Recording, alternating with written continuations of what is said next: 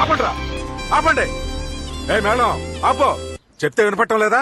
ఏంటి తాత, నా మేనకోడలు వయసుకొచ్చిందని ఘనంగా సారి తీసుకొస్తున్నాను, మర్యాదగా లోపలికి పిలవకుండా బయటే నిలబెట్టి మాట్లాడుతున్నావు. రారా లచ్చమ్మ మనవడా, ఒప్పుకున్నావు కదా, నువ్వేనయ్యా పెద్ద మనిషివి. మరీ ఇంత సిగ్గు లేకుండా ఎలా మాట్లాడుతున్నావురా? ఏ చిన్నాన్న పెదనాన్న అత్త మామ అక్క చెల్లి అంతా వినండి.